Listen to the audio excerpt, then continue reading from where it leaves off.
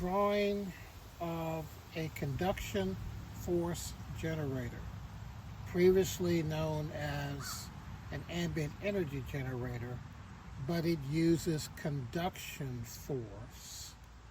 not any other type of energy conversion. Therefore, it is a 100% efficient heat engine system that cannot run out of fuel because conduction as well as gravitation are pure energy forces that cannot be harvested, stored, or moderated. They are the polarities of unlimited power. Now, in this particular case, Dominion Energy, years ago when they were VEPCO, 50 years ago when they were facing a base load problem very similar to what they have here now, not quite as bad, but very similar, is that they wanted to build 8 nuclear plants, and they wanted to, reactors that is, and they wanted to build this water battery at Bath County Pump Storage, which has been in existence for just about 40 years or so. Well, the deal with this is that when it was under construction, when these cavities that are about 18 foot wide, okay, they're about 1,400 foot elevation and just about 1.5 miles long, turned out to be the world's first conduction force generator, and it was inadvertently built by Dominion Energy years ago, and they built this penstock system for the hydro into the plant.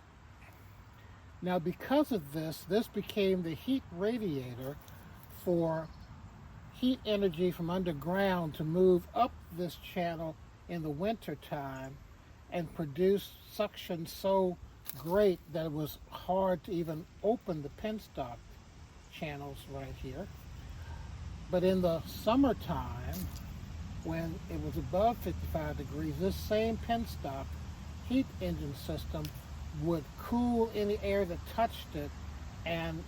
as you know, warm air rises, cool air falls, and it would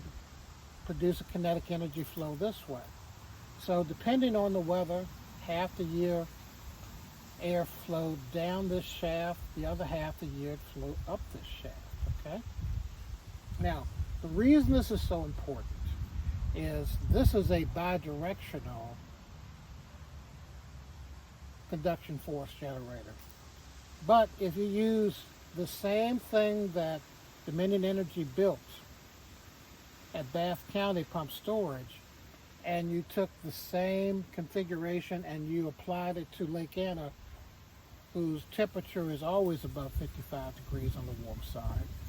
you produce a one-directional conduction force generator that can do so many, many other things. But in finding this, okay, and seeing that, it brought back a memory of how base load management was done 50 years ago. And this is the nexus accidentally done that will give you the ability to deal with base load in today's future.